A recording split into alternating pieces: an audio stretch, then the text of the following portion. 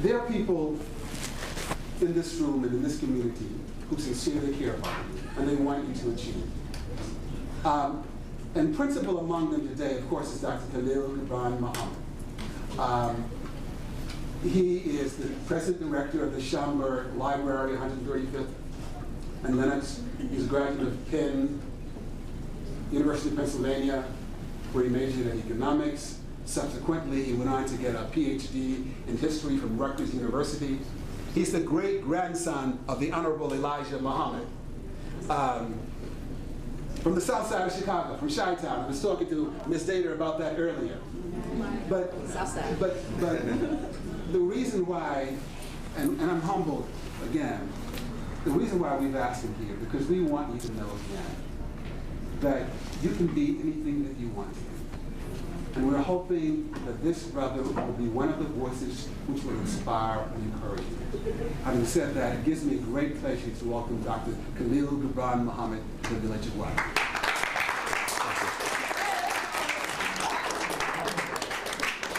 I want to thank Mr. McIntosh for making my visit here possible. I'm going to stand up so I can see all of you. And I want to thank all the teachers and administrators, the parents and alumni of this institution and many institutions for coming out today. It's a real treat for me. I used to be like you, right? Sitting in assembly, you know, on one hand, happy to be out of class, whatever it was that I was missing. On another hand, you know, bored and wondering, you know, what's this guy going to say, or my mind drifting elsewhere. One of those assemblies, actually, I remember, although it didn't lead to any particular musical talent on my part, I was a freshman in high school, 13 years old, I guess, when I went to high school. I was a year behind others. And R. Kelly was giving a musical performance. He went to my high school. He had just graduated. Went to Kenwood? I went to Kenwood, yes, the summer before.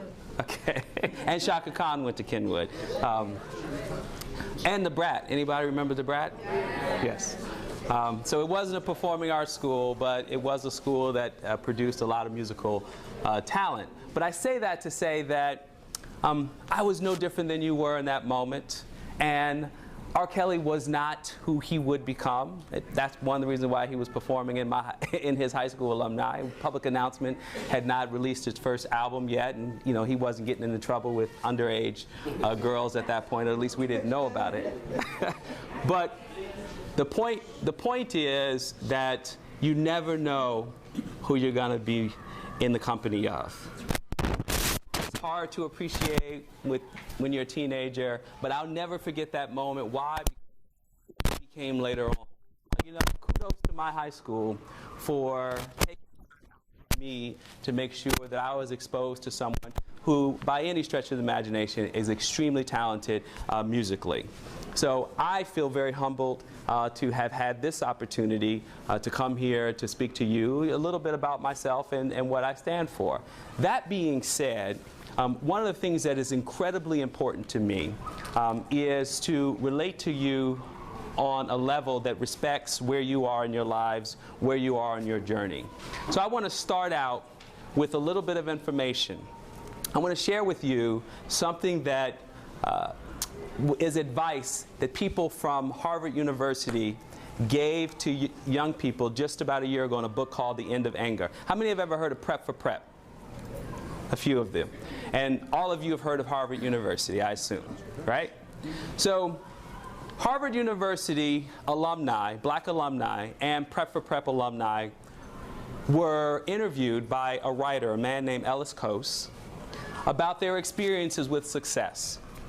And essentially, he wanted to understand the relationship between these successful people, people like you one day who grow up and have wonderful careers and families and do amazing things. He wanted to understand, what did successful black people think about the state of race relations in our country? What do I mean by race relations? Well, I mean the relationship between black people and brown people living in communities where there are not as many opportunities to do all the things that some of your counterparts who happen to be white, either on the east side of Manhattan or in the suburbs of Westchester, so on and so forth. So what is the relationship between black and brown people as successful people and their attitudes about poverty, about housing, about recreational opportunities, being able to, play in beautiful gymnasiums, so on and so forth. So that's what race relations, or even the criminal justice system, right? The fact that certain kids in this community are subject to a form of policing known as stop and frisk that doesn't happen in other neighborhoods, because the presumption is the kids in those neighborhoods are not criminals and are not up to bad behavior. Just as a kind of straw poll, how many of you have had an experience where you've been what you would perceive to be mistreated by the police? Raise your hand. How many of you know someone who says they've been mistreated by the police? Raise your hand, including those who earlier, right? So this is, for most of you, something that you're aware of, but thankfully, I'm actually happy that there are not as many hands up as I thought might be raised. So back to this analysis. These Harvard and Prep for Prep young people were asked, what did they think about race relations? And so they left behind some advice. They left behind some advice to you. They left behind top 10 statements that they thought would be useful to people just like you in navigating the future. So I want to share a few of those with you. All right? Do I have your attention? You ready? So I'm going to excerpt 4 of them, and they're really brief. And you've heard these before because all of you have wonderful teachers. Number 1, you can only go so far as your networks will take you. Well, what does that mean? That means, if you know talented, ambitious, hardworking people, if you surround yourself in a culture of success, around people who want to do things with their lives, then you are more likely to succeed. That's number 1. So have a good network. Number 4, and I'm skipping because I don't want to go through all 10, but you can borrow from this library, or you can come to Schomburg and read, or you can go to any New York Public Library branch and pick up, it's called End of Anger, The End of Anger. All right. Number 4, embrace self-discipline and perseverance as virtues. Self-discipline and perseverance as virtues. Well, it essentially says, try again if at first you don't succeed, right? You've heard this before. So be committed, be passionate, care about what it is that you're focused on. Absolutely take that advice, right? That's good advice for success. Number 7, cultivate people who are more powerful and important than yourself. Cultivate people who are more powerful and important than yourself. Well, that sounds a lot like what we're all here for, right? I have a pretty good job. I get to run my mouth in all sorts of places, sometimes on the radio, on television, at schools, at universities.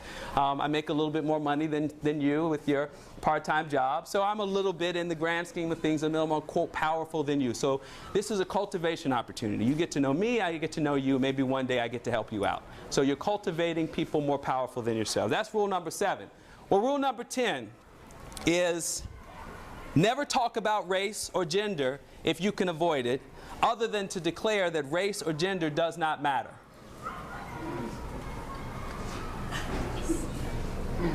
Now, I have explained all the other ones on my own.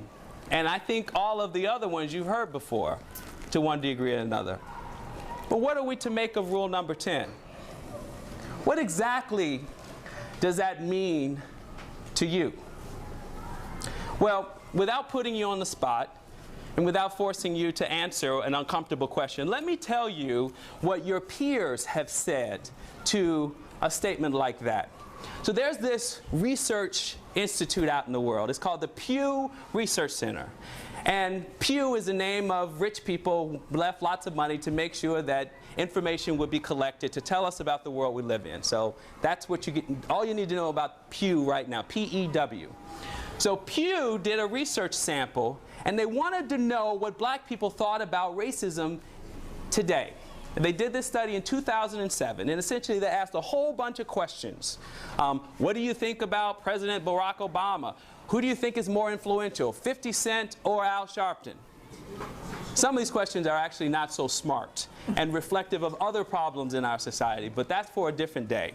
Nevertheless, Pew wanted to ask young people just like yourselves what they thought about racism in America, what they thought about race relations, just like those Harvard MBAs and those Prep for Prep alumni. Well, this is what they came up with. and I'll quote, more than half of African Americans agree that the main reason that many blacks can't get ahead like their white counterparts is because of their own, responsible for their own condition. Choices that they made in society. Less than a third chose discrimination as the main factor. That is to say, abusive policing, teachers who don't care about you, not at the school, but at others, because we're talking about a big sample. Opportunities to get a job, to go and to fill out an application, and whether you get a job versus someone else. And we actually can talk about that because we have evidence to suggest that there is a problem in society. But listen to this. This is the kicker. Older adults actually believed more so that racism existed in society than young adults. Young adults were more likely than older adults to choose their own fault over discrimination. Young adults, you.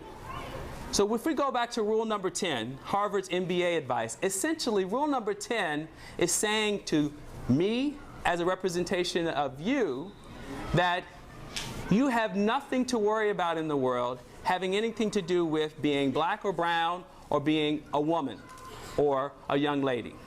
That the world will treat you equally and show you the same respect and courtesy in this society as anybody else. Now, how many of you believe that to be true? And I really, this is important to have candor and to be honest. How many of you believe it's true? Rephrase it. Okay. Rephrase it. How many people believe that your chances of success have nothing to do with the color of your skin, or whether you're a boy or a girl or a young woman or a young man or a man or a woman? Okay. So some shy hands. Well, you are entitled to believe that, and in some ways your success might in fact be predicated on that belief. Part of what Harvard, and what do I mean by predicated? I'm sorry. Predicated means that what we believe sometimes can overpower our actual circumstances. Sheer belief and optimism can sometimes carry us across the finish line. But what does it mean to live in a world where the deck is actually stacked against you? And I would argue that for most of you, including your parents and teachers, there is a stacked deck. So let me just give you a couple of examples. On average, wealth is a representation of accumulated assets over long periods of time. Okay? That's what wealth is. Wealth is not what you bring home in a paycheck, what mom and dad bring home in a paycheck. Wealth is what you have in assets: a home, artwork, cash in the bank, retirement savings. It is the culmination of all your assets minus anything you owe: credit card bills, car payments, so on and so forth, mortgage. You all understand that. Well, this is just one example. The wealth gap in America is so substantial that it has actually grown since you were in grade school. On average, the average white person in America has wealth equivalent to about $115,000. You can Google it later. Okay? The average black person has wealth equivalent to, someone just throw out one number quickly, a number. $5,000. That's exactly right. $5,000. Well, what does wealth mean in America? Well, wealth is a reflection of your ability to send a child to college. Wealth is a reflection of your ability to take care of a sick loved one if they should happen to fall ill and their health insurance is not sufficient to cover the full scale of medical benefits. We're talking about life or death resources. We're talking about the possibility of a future versus no future. So the wealth gap is itself a critical indicator of inequality. But that doesn't tell us how to reconcile how that happened. So if you believe that the wealth gap, the 110,000 on average versus 5,000 is a reflection of the poor choices that you made or your parents made, if you think it's a reflection of the fact that you went to Watley versus Dalton, well then, therefore, you're saying, well, it's my own fault. That as a young adult, the choices my parents made for me and the choices that I made are essentially a reflection of that wealth gap. Well, I would not be doing my professional duty if I did not tell you that that is absolutely and patently false. The wealth gap is a reflection of multiple generations of whites benefiting from social programs and opportunity in America that were absolutely discriminatory. I'll just give you two quick examples, and you can share them with the world. You can share them with your colleagues. You can tell your parents or your teachers. If somebody says something, you say, that's not right, because Dr. Muhammad from the Schomburg told me otherwise. And you can also Google it and look it up. All right. So in the 1940s, America had just come out of World War II. It had just defeated the Nazis and had just defeated the Japanese and was on its way to a period of tremendous prosperity in this country. Part of that prosperity was based on the fact that the war had built up the industrial capacity of the nation, because we had all of these machines and factory equipment that had built ships and airplanes, and now, well, there was no more war, so we could build automobiles and we could build prefabricated homes. Has anyone ever been driving down the interstate? I know you're all New Yorkers, but occasionally you get on the interstate and go elsewhere and seen a home on the back of a truck. It's a weird thing to see, right? But a lot more homes were built back in the 1940s that literally were prefabricated. They just built the home, put it on a flatbed, and sent it out to wherever it was going to go. So this was a moment of tremendous manufacturing opportunity in the nation. The nation was the world's leading manufacturer, like China is today. And it created tremendous opportunity. But that opportunity was not just based on our capacity to produce because of the war. It was also based on government policies. Government policies that invested in America's hardworking working classes. Two of those policies had a direct impact on the wealth gap that we see today. One of them, no surprise, had to do with education. It was called the GI Bill. It made possible an entire generation of men who had gone to fight in the greatest worldwide battle, forces of good and evil, of totalitarianism and genocide against the Jews, and people fighting to spread democracy. Now, that's a very complicated history, and you've got great teachers, and they'll clarify and give you all the nuance you need later on to explain that. But in the meantime, this GI Bill rewarded those veterans of that war by giving them essentially 4 years' worth of college tuition. It was a moment in this nation's history that my parents were the beneficiaries of. My grandparents lived through that period as well. So this is not ancient history, okay? This is very real history. There are people in this room who likely benefited from the GI Bill to one degree or another. That's right. So, what did that mean? Well, it meant essentially for the first time in the nation's history, college became accessible to an entire generation of Americans that had never been, college had always been an elite bastion. It had not been available to them. And it provided the intellectual opportunity that people needed to compete in corporate America, in technical jobs, to have professional jobs that were not just about putting bolts in a piece of metal that would become a car, even though those jobs were good too then. So what does this all have to do with relation to the wealth gap today? Well, it turns out that the GI Bill put in place certain provisions that contributed to making opportunities more abundant for white men and less abundant for black men. Now, what did that look like? Well, it meant that, first of all, the GI Bill was discriminatory on the basis that it rewarded those who fought in the war. Well, African Americans were not even subject to actual equal participation in the war until 3 years after the war ended in 1948 with a presidential order. So I don't want to complicate this too much, but essentially there were fewer black men able to fight in World War II than were willing to fight in World War II. So a reward based on your contribution to a war was already a deck stacked against that generation of black people. That's number one. Number two, when people went to use their educational benefits, when they went to a college and they said, let me in, I want an education, I want to improve my life, most colleges said to black people, you can't come here. You're not welcome. We don't want you here. We don't take your kind. And when black people went to black schools, historically black colleges and universities, they did the best they could, but guess what? They couldn't take all those people. They didn't have enough capacity to absorb all those people. And that was the beginning of the NAACP's fight for equal opportunity in education. Because they looked at the situation, they said, we've got too many talented young black people with these GI dollars, and they need to go to schools that will give them the best chance to make it in America. So people like James Meredith was fighting to get into Ole Miss. You ever heard of James Meredith? Well, you'll get to it in your civil rights history. So that's number one. Education was the basis for the opportunities that an entire generation of white Americans got that dollar for dollar were not equal to the opportunities that black Americans got.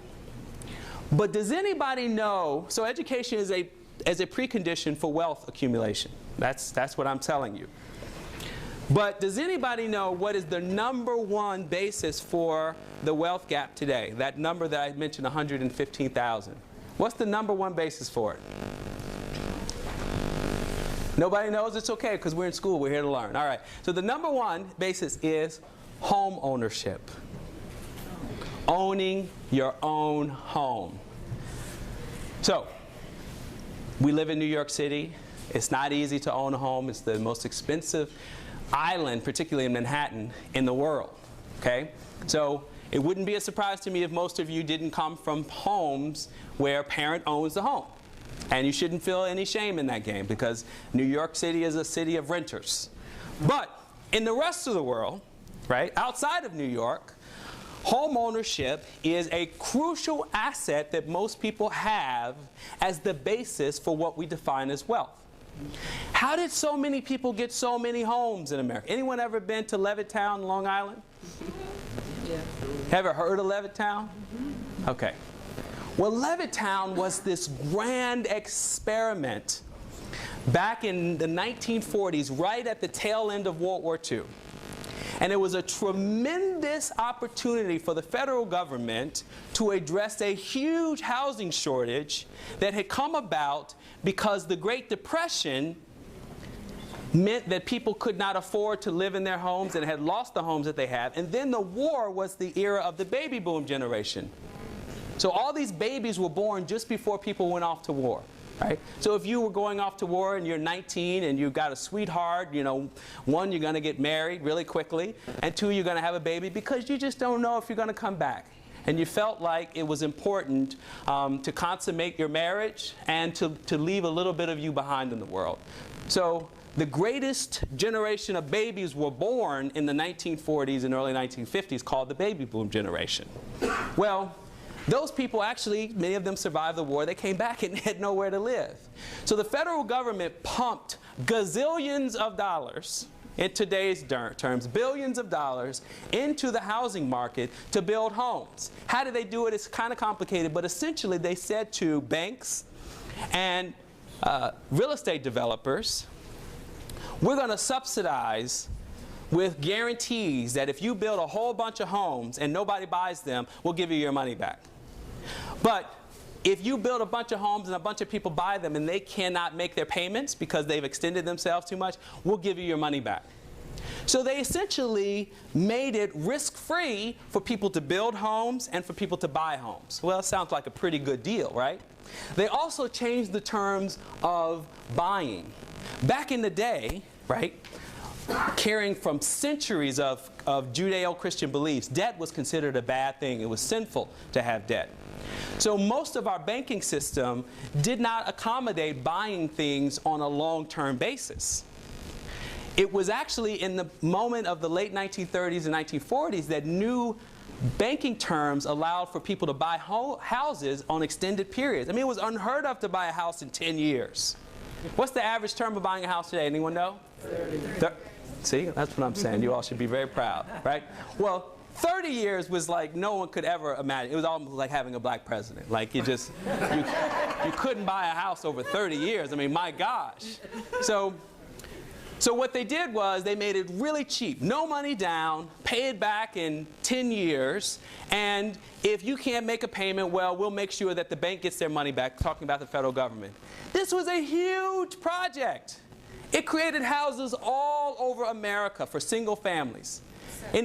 Except, well, you know, you get the punchline. And it's sad that it's a punchline, but it is a punchline. Except for black folks and Mexican Americans in the Southwest, small numbers of Asian Americans, Chinese Americans in the West. These were redlined groups of people who essentially were not welcomed in these new homes which were built overwhelmingly for white people. And if this happened in the 1940s, and if houses have become the basis of people's wealth, doesn't that tell you then that today's wealth gap is owed in significant part to the fact that you had a generation of white men who got a great start in education with college? Anyone ever seen the series Mad Men? Oh, yeah. Or know of it on television? Yeah. Well, it's a kind of a tribute to a bygone era where men ruled the roost, where men were the head of corporate Americas, and they wore black suits and white ties, and they had little pocket squares like the one I'm wearing.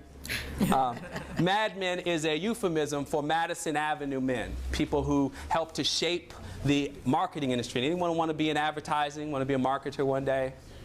No? Okay, that's all right. This is a performing arts school. I get it. So, consequently, those educational opportunities and those homes that were essentially given away were a huge redistribution. That was a bad word in the recent election. A huge redistribution of taxpayers' dollars to support basically the white working and middle classes.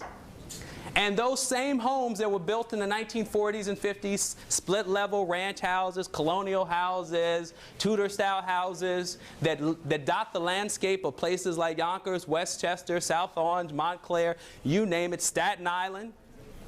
All those homes were, many of them were built in the 40s, 50s, and 60s. And the people who own those homes benefited from the ever-increasing value of real estate in those homes. And essentially, that wealth gap is owed to that today. So coming full circle, one of the most common indicators of racial inequality, the difference between black and brown people's success in America and white people's success, is the wealth gap. And a lot of people say that the wealth gap is a reflection of poor people who make poor decisions, who don't take school seriously, who don't plan for long-term success. Now, some of that's true, but guess what? That's not just black and brown people that do that. It's legions of white folks. Like, guess what? I mean, I don't want to get too provocative here, but the vast majority of impoverished people in this country are not black or brown, and they don't even live in cities. They're white rural Americans, and nobody pays them much attention. It's a shame, but they don't. Now, there's some ways in which they themselves contribute to their invisibility because they invest in certain ideas that have very little to do with their economic status. They like guns in some cases. They support a Republican Party that is absolutely committed to making sure that that wealth inequality continues. So they've got some work to do on their side of the aisle. But I'm here for you. We're here talking to you. And the bottom line is that your parents and your grandparents have for a long time had far fewer resources to make opportunities for you real in this country. Absolutely. That is a fact. No matter what someone says in a Pew study and no matter what advice a Harvard MBA gives you. So if you're in a workplace one day, if you've made it to Wall Street one day, and somebody says to you, what do you think about this black guy running for president who's got this preacher named Jeremiah Wright who's talking about America, KKK, and all the terrible things it's done to black people? What are you going to say?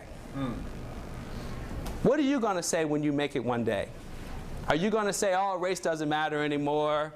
You know, women have equal opportunities. They don't make 77 cents on the dollar like all the economic data tells us. Because even if that's true, it's because, well, they like to be with their families more than they like to actually go to work. Or what are you going to say? That's the question you have to ask yourselves. That's the question that you have to begin to wrestle with, because one day you'll be in that position, especially as Wadley and Frederick Douglass graduates. So I want to make sure that you have an answer to that question. That you look at rule number 10 at the back of that book and you ask yourself, do I want to live in a world in the future that denies the history of how wealth got unevenly spread in this community? Do I want to live in a world that denies the truth about how some groups of people in America have had much greater opportunities and compared to others? And it's not always a black and white story, but where it is black and white. You understand what I mean by that? Yes. Yeah. Well, I think we've got a few minutes for questions. I'll finish with one final note. The Schomburg Center, if you've not been there, is a research library dedicated to finding and discovering the truth. It works with scholars, people who have academic degrees and write books at universities. It works with artists, people who write poetry. Maya Angelou has given her papers to the Schomburg Center to make sure that we can tell the story of Maya Angelou long after she's departed from this earth and long after everyone in this room has departed from this earth. We work with politicians, with activists who want to be inspired by examples of people like Marcus Garvey or Malcolm X or Ella Baker, who lived in Lenox Terrace and who was the leading organizer for the NAACP and helped to launch the Student Nonviolent Coordinating Committee with Stokely Carmichael. Now, if you don't know some of these organizations, you'll learn about them one day and you'll say, I remember somebody mentioning Ella Baker. Well, she lived in Harlem and lived across from the Schomburg Center. So if you've not been to the Schomburg Center, make sure that before you graduate high school, you go to the Schomburg Center. And if nothing else, you just take a look around. And in fact, this Saturday, we've got a Black Comic Book Festival. Anybody collect black comic books? Comic books with black people as the superheroes? Imagine that. Right? Well, if you're interested, this Saturday, from 10 to 4, you can stop by the Schomburg Center, and there'll be a huge festival with black comic book artists, and you're going to get some information about that passed around. So it was a real treat to be here with you today. Come to the Schomburg Center. We have a program called Junior Scholars. Has anyone ever met a Schomburg Junior Scholar? Have a friend? All right, well, now you know, right? It's your responsibility to learn more. You can go to our website to look it up. You can apply for the program. It starts every year in October, goes through May, and it's a great opportunity to spend every single Saturday. Every Saturday. So Wadley scholars won't be able to come, but the rest of you, you can spend every Saturday, 25 weeks of the year, because that's what it takes to be successful. That's right. Yay. We want yay. All right. We've got time for a couple questions. Yes? What's the name of the book? Which one? I can't hear. End of Anger. The name of the book she asked that I said you could look up is called End of Anger. Yes? Do you believe that the gap will change over time? Because I believe it. So I don't believe that it won't change. I believe that there will be a change. You know how everybody says that 2013 or 2012 it was going to end? I honestly think there's going to be a big change, and that possibly could be the change.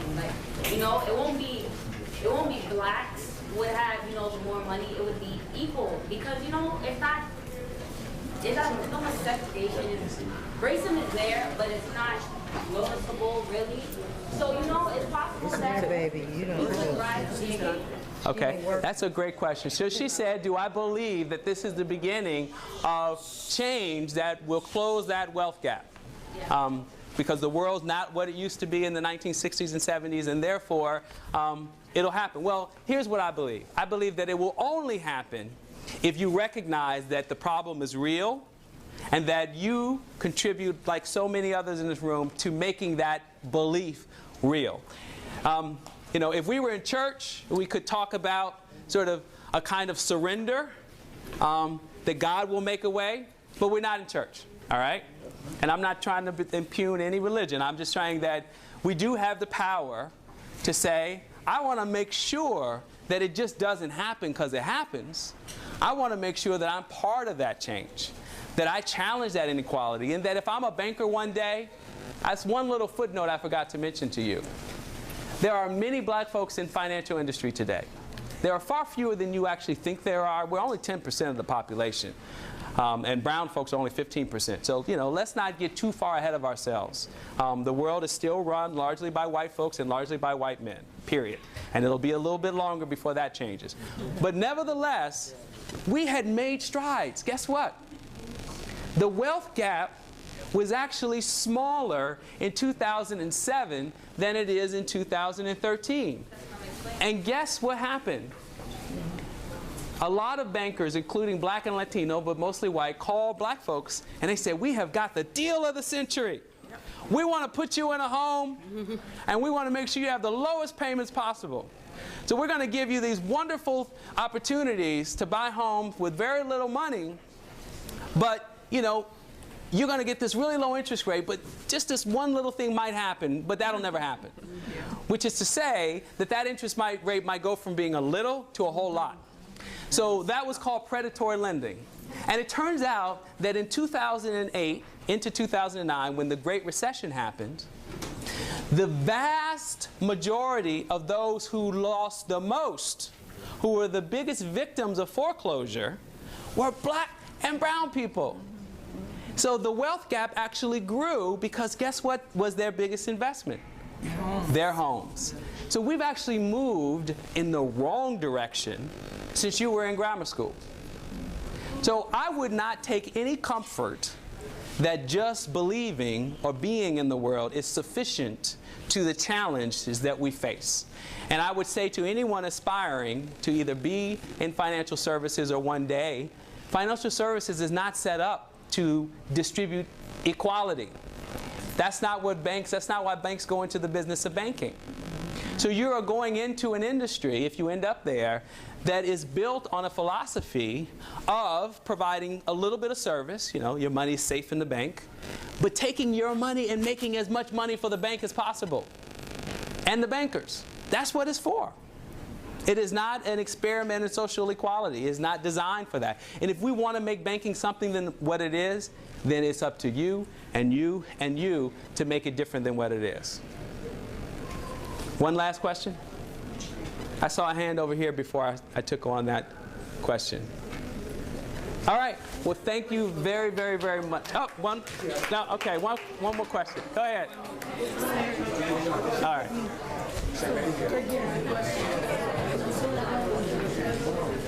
You're cultivating a relationship with. What inspired you to do? She asked me probably the question that everyone probably expected me to talk about. She asked a question. She said, what inspired me to do what I do? Now, I tend not to want to talk about me and these kinds of things. I have a little bit of an aversion to motivational speakers, and I try not to be one. So in a nutshell, I'm going to tell you a very quick story. I went to college to make a lot of money. If you look in my yearbook, my high school yearbook, and it says, what do you want to be when you grow up? It says CEO of a Fortune 500 company. Come as a surprise? Probably, right? Given all that I've talked about. Well, guess what? I grew up in the 1980s when the entire culture was experiencing the heyday of the rise of financial industries, the emergence of a class of capitalists who essentially reshaped the world to make more money for companies than for people. And so unions were disappearing, and that's a whole nother lecture. But the bottom line is, I came of age in a moment where everything was about making money, right? You ever seen the movie Wall Street with Michael Douglas? Because he's a little old for you. But in any case, that was the era I grew up in. So caught up in that and not having people like me to tell me that I could be contributing to an unjust world, I went off to college for that. But guess what? College completely transformed me.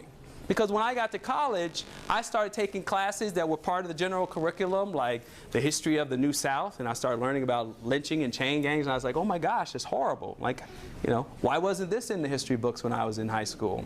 I started learning about economic inequality because I was an econ major. I had to learn the history of economics, and I started realizing that the whole system of capitalism was built on profit, and profit was meant to be at the expense of the other guy. I mean, that's what it is, right? So once I started putting all these pieces together, there was one more straw that tipped me in the direction that I ended up in. I woke up one day in school, picked up the student newspaper. I was a junior in college, and I happened to read a column. We're about to celebrate Martin Luther King's holiday, right? So one of my college peers, I went to the University of Pennsylvania, 10,000 students. There were 500 black folks on campus. So, you know, the average student was white.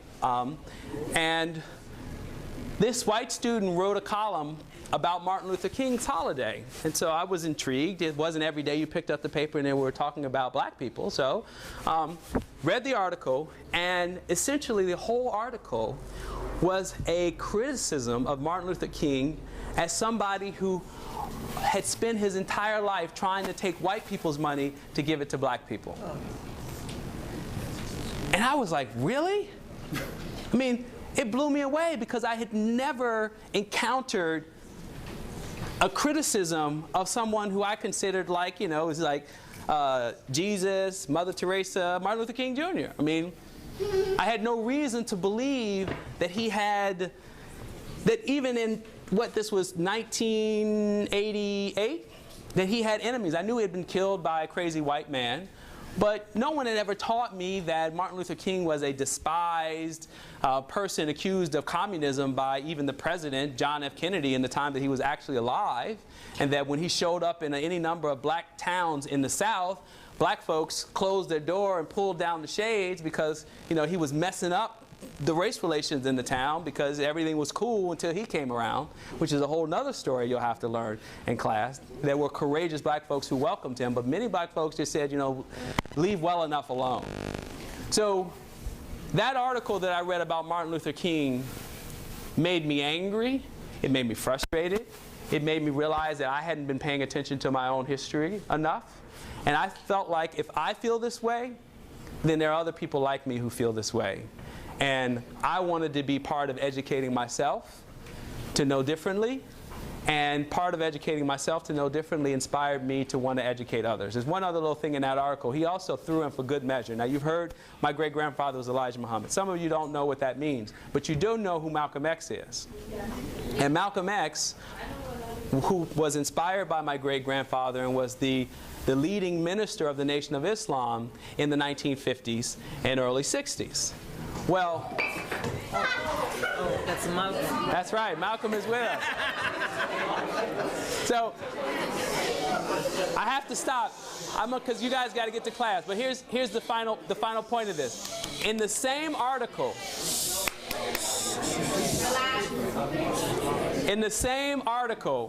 that said that Martin Luther King wanted to take white people's money and give it to black people, like Romney said more recently.